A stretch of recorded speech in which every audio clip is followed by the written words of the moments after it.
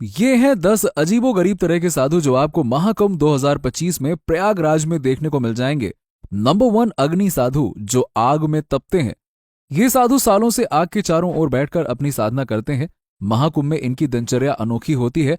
ये सुबह से ही यज्ञ कुंड जलाकर उसमें बैठ जाते हैं और प्रचंड अग्नि के बीच ध्यान लगाते हैं।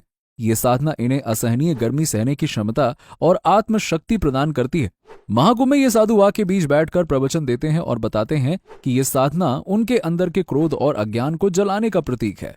नंबर 2, भस्म साधु जो राख का लेप लगाते हैं। भस्म साधु अपने शरीर पर केवल राख का लेप लगाकर रहते हैं। वो मानते हैं कि ये उन्हें सांसारिक मोह माया से दूर रखता है।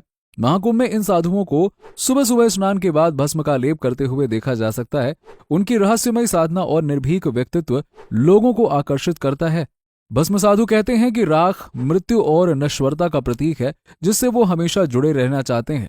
नंबर 3, जटा वाले योगी। इन साधुओं की पहचान उनकी लंबी और उलझी हुई जटाओं से होती है। महाकुंभ में ये साधु अपनी जटाओं की लंबाई और उसमें छिपे रहस्यों के कारण चर्चा का विषय बने रहते हैं। कुछ साधुओं की जटाएं इतनी लंबी होती हैं कि वो उन्हें संभालने के लिए अन्य लोगों की मदद लेते हैं।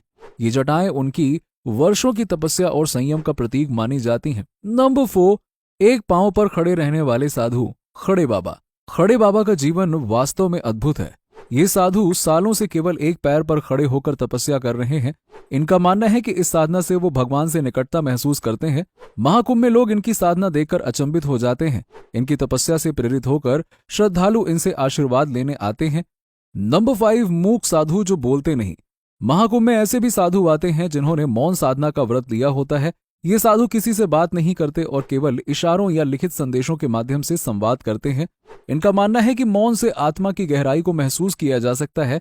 ये साधु सादगी और धैर्य का आदर्श प्रस्तुत करते हैं। नंबर 6, नागा साधु। नागा साधु महाकुंभ के सबसे विचित्र और चर्चित साधुओं में से एक होते हैं। ये साधु पूरी तरह से नग्न रहते हैं और अपने शरीर को भस्म से ढकते हैं। इनका जीवन कठोर तपस्या और अनुशासन का प्रतीक है। महाकुंभ में इनका शाही स्नान, राजा जैसी शोभा यात्रा सबसे आकर्षण क्षणों में से एक होता है। नंबर 7, उल्टे लटकने वाले साधु। इन साधुओं का तप और साधना उनकी विचित्रता में छुपी होती है। ये पेड़ों की शाखाओं या रस्सियों से उल्टे लटक कर साधना करते हैं। इनका मानना है कि इस स्थिति में ध्यान लगाना इन्हें संसार की उलझनों से मुक्त करता है। महाकुंभ में इनके दर्शन के लिए लोग दूर दूर से आते हैं। नंबर 8, कंचन योगी जो सोने की वस्तुओं से सजते हैं। कंचन योगी साधु सोने के आभूषणों से लदे होते हैं। इनके शरीर पर कई किलो सोने के गहने होते हैं जो इनकी आध्यात्मिक और भौतिक शक्तियों का प्रतीक माने जाते हैं। महाकुंभ में ये साधु अपनी विलक्षणता और आकर्षक व्यक्तित्व के कारण चर्चा में रहते हैं। नंबर 9, अघोरी बाबा। अघोरी बाबा का जीवन और साधना हमेशा रहस्य और विवादों से घिरा रहता है। ये साधु श्मशान भूमि में रहकर तपस्या करते हैं और मृत्यु को जीवन का अंतिम सत्य मानते हैं। महाकुंभ में इनकी साधना और जीवन शैली को लेकर कई श्रद्धालु प्रश्न करते हैं। नंबर 10, योगिनी साध्वी, अद्भुत महिला साधु। महाकुंभ में पुरुष साधुओं के साथ साथ महिला साधु भी होती हैं जिन्हें योगिनी साध्वी कहा जाता है। ये महिलाएं कठिन साधनाएं करती हैं और अपनी आध्यात्मिक शक्ति से लोगों का मार्गदर्शन करती हैं। योगिनी साध्वी अपनी अलग पहचान और शक्ति से लोगों को प्रेरित करती हैं।